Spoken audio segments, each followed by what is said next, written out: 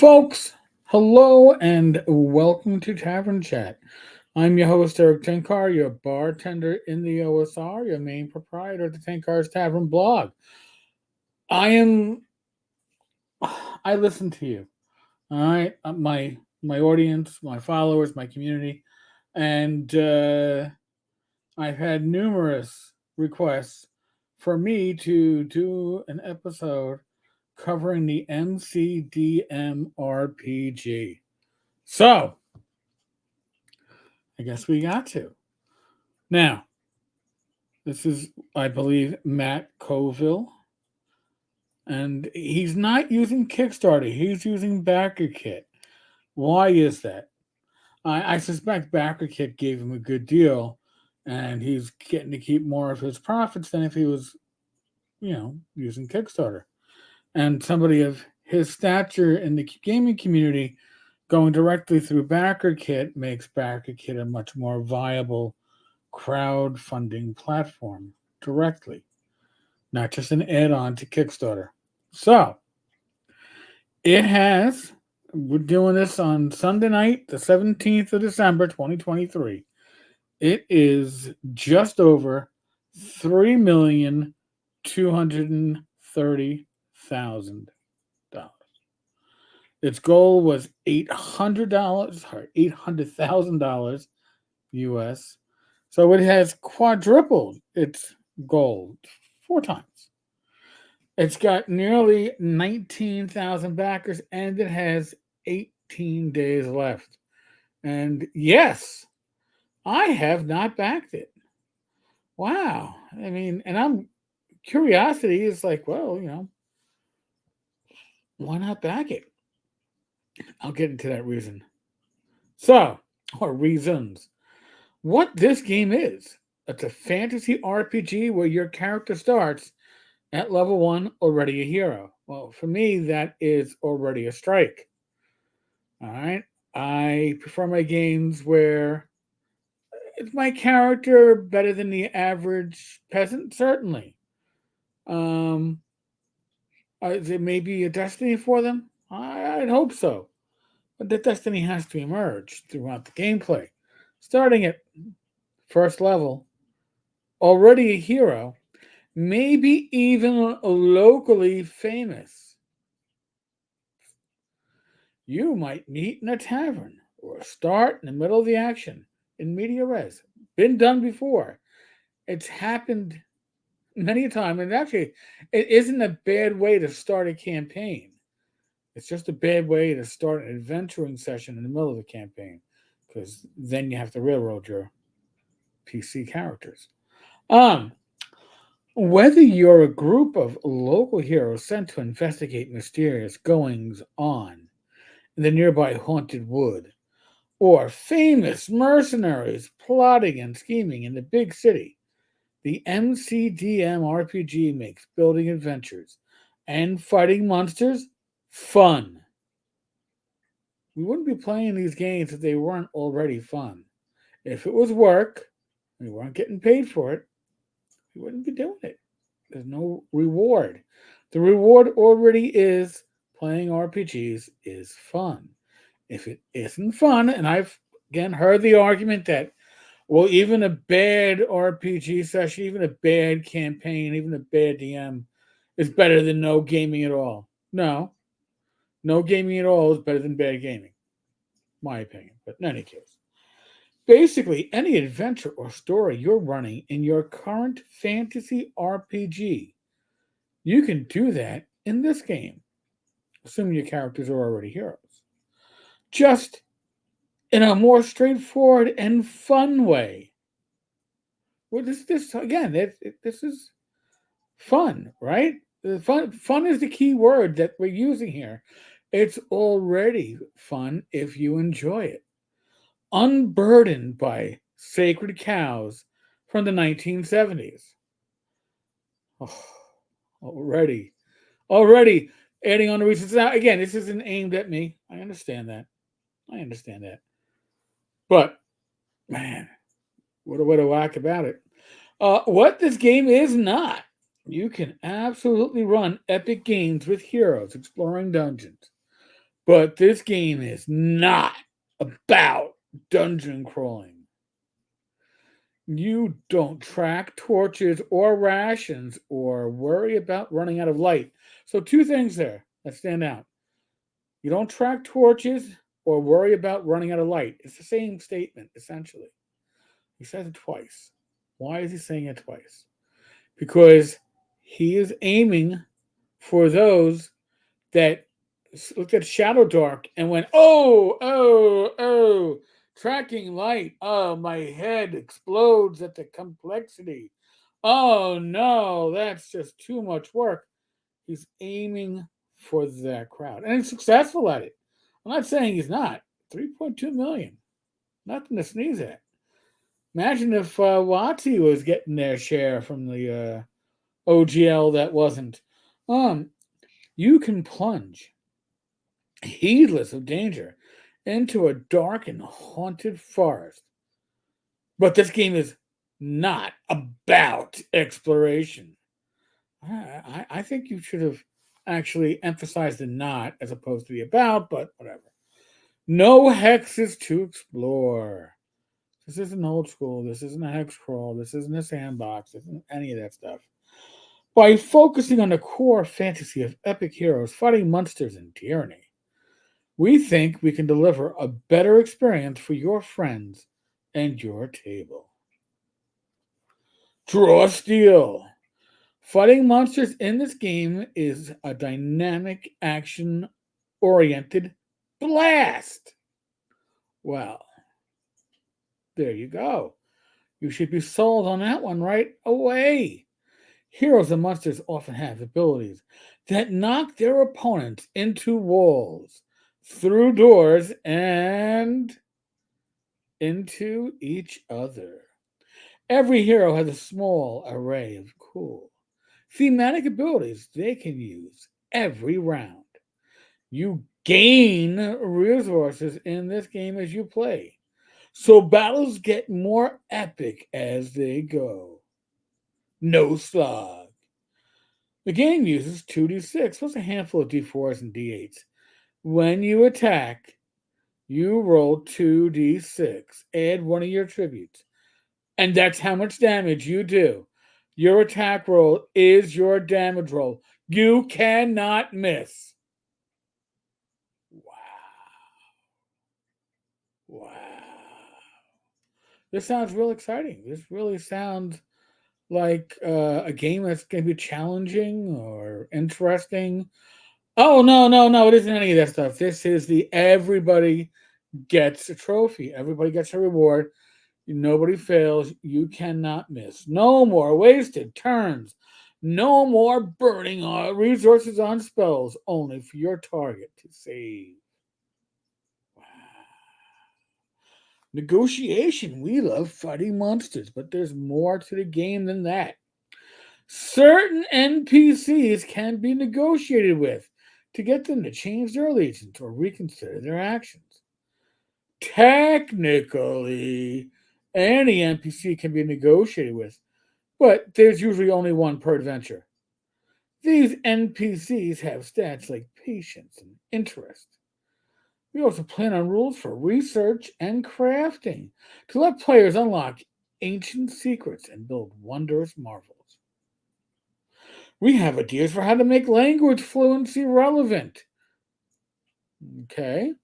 Better rules for wealth, renown, but it's unknown how much of that we can fit into a 400-page rulebook that we really haven't written much yet. And we got some sample pages, and it looks very much, in my mind, like a D&D layout, right? You got kits and basic attacks. Okay. If you play D&D, I guess from 3rd edition on, this should feel familiar. Oh, you got your classes. Wizard, Cloak and Dagger, Shining Armor, Whirlwind. Okay. What we're funding, 2 books. The Heroes book, approximately 400 pages of rules, making characters, character customization, advancement. There'll be ancestries, classic and new. Well, now you're telling me that you're basing this on D&D. Classic and new answer? Oh, maybe not. I don't know. Classes, skills, rules for combat, negotiation, research, and crafting, and more. Okay. Even two heroes of the same class and ancestry can be very different in this game. And then, of course, there's the Monsters book, basically flea mortals without the villain parties or environments. Most of the monsters in our 5e book, plus all the stuff we had to cut, and a bunch of new stuff, and rules for building balanced or unbalanced, depending on how much trouble your players have gotten into in encounters. It's already in testing, so don't relax. Well, it's already in testing, but we're hoping to, here. Our first packet went out to contract testers in August. The game is already working and it's already fun. For the next 18 months, so now they've raised 3.2 million plus on a game that they are saying will be released in a year and a half. Now, with that much lead time, what happens? Other games come out, other interests arrive. If you're putting money down on this and you're not 100% sure you're going to be playing it, there's a good chance in those 18 months your interest will wane. Just saying. We take testing very seriously. We want to make books that are fun to read, full of great ideas for your world and your game, and fun to play. And that takes time, polish, iteration, and lots of testing. Here's the schedule. We think, not we plan, we expect. We think we can get these two PDFs finished by June of 2025. But we don't think you have to wait that long to play it. Hopefully. We intend to get our playtest packet out sometime next year, hopefully by Q2 of 2024. If you're paying now, this isn't uncommon, folks. I'm not just picking on the MCDM RPG for this, but you're basically paying full boat to playtest the game. We now, just in case you missed the Shadow Dark references before, just in case you missed the idea that this is the anti-Shadow Dark, we intend to publish this game under an open license, probably something like the Shadow Dark license. Just in case you missed the references to us saying this game is absolutely not Shadow Dark, we're going to actually name Shadow Dark. Because we want you and anyone who wants to make, share, publish their own work using these rules and set in this world. Okay. So your pledge levels. If you just want the player's book in PDF, it's $40. Players and Monsters books are what you need to GM in PDF is $65. Heroes hardcover is $70. They're not saying whether that includes the PDF. I would hope it would. Heroes limited edition hardcover $125. Both Heroes and Monster hardcovers $135. I like this. Slight discount if you buy both books in hardcover. We love to give a steeper discount, but charging less would mean making a smaller book or using cheaper artists. And we think the quality of our books speak for themselves. Okay, so now they've already reached the goal of virtual tabletop. So there's going to be an MCDM RPG VTT. Why is that important? Well, it's not important really to the players. It's important to the RPG. Because that means that if you're playing the MCDM, whatever they wind up calling this shit in the end, but if you're playing this RPG on its virtual tabletop, you're in an enclosed environment. You're not playing D&D on the side. You're not playing Castle of Crusades or the Alien RPG or Vase and the Call of Cthulhu, RuneQuest, or Dragon Slayer or DCC RPG, you're within their environment. That's the reason why WotC, it's so important for them to get their VTT and release it as soon as they can to the new, not quite new, but new edition of D&D. Because they want that enclosed environment. They want to keep the players from looking outside and finding out there's other options. That's what the OGL has always enabled, other options. They're looking to keep you from seeing those other options. It's a good business move. I'm not denying that. I'm just saying that's the reasoning behind it. Vassloria box set. Oh, well. They're going to develop a setting. Okay. Shipping logistics. Who risks? All right. How about we look about risk? The biggest risk we know about right now are time and money. The more money we raise, the more people we can pay or even hire to help us, and the better the product is.